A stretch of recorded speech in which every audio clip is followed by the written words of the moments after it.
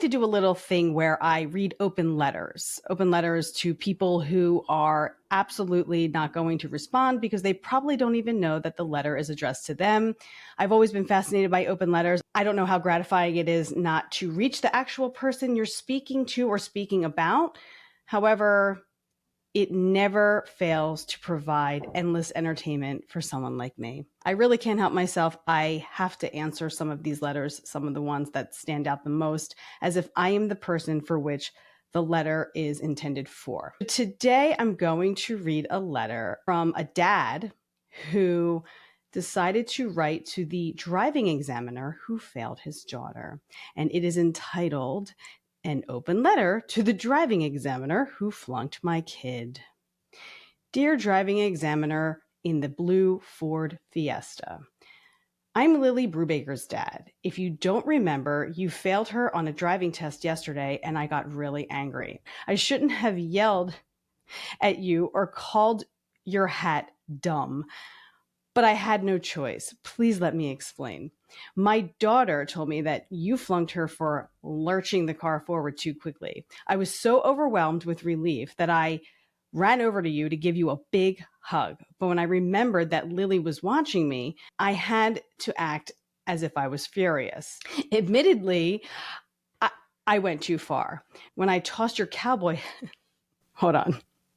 I tossed your cowboy hat on the ground and stomped on it. Sorry, I didn't realize it was made of straw and would crunch like that. You can't imagine the stress I've been going through. Teens have no impulse control, and that's why I had to totally lose my shit on you. She's insisting on taking the test again in 2 weeks. You wouldn't be open to a quote-unquote special arrangement, would you? I'll buy you a real cowboy hat if you fail her again, which means I'll probably have to yell at you and stomp on it again. Stetson makes an awesome one made out of buffalo fur felt. It would look great on you. Okay. Anyway, if you could help me get more precious time with my kid, then I apologize in advance for slashing your tires. Looking forward to hearing from you soon, or never. With gratitude, Todd.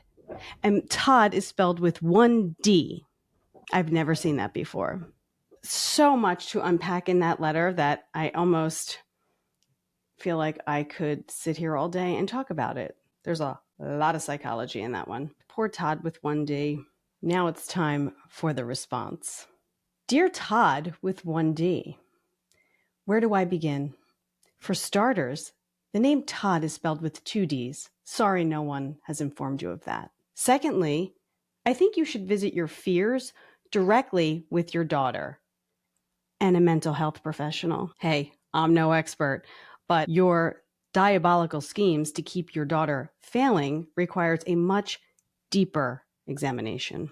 Perhaps your daughter's arrested development stems from, I don't know, maybe yours. Again, not my lane, but throwing a fake tantrum in front of your daughter when something doesn't go your way so that she can see you defend her honor is what one might call the opposite of leading by example.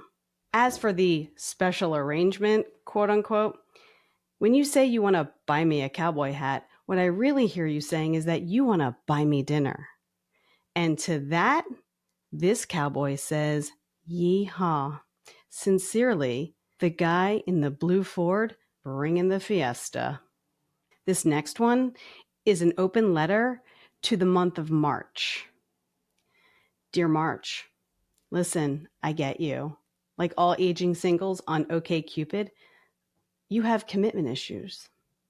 I'm going to need you to get some help. Last week, it was 74 degrees. I wore Crocs. A couple days ago, it snowed. And this was not the good kind of snow that comes in flirty February, but sleet and hail and rain and fog too. WTF, March. There was an icon on my weather app that I had never seen before. That's how off the rails you are, March. And don't get me started on the wind. Yes, great, you can blow. You can blow real nice. This is taking a turn. 30 miles per hour is a tad excessive. Try a lighter touch, a gentle flutter that makes my hair look more Giselle living her best life on the beach post-divorce. unless my hairbrush is actually a rummaging raccoon. I don't need a bunch of plastic bags and empty pizza boxes showing up in my yard like a crappy holiday decor.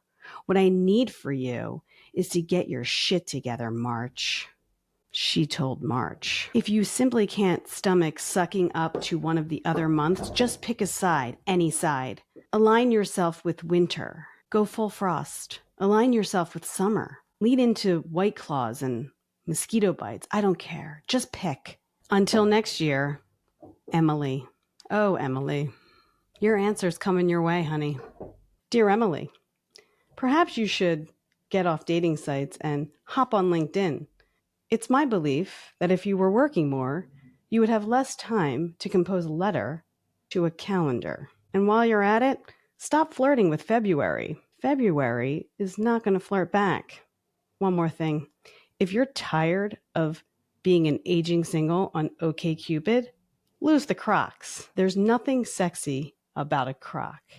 There's not one person out there who looks at you and says, ooh, I'm really fantasizing about stripping off that girl's Crocs.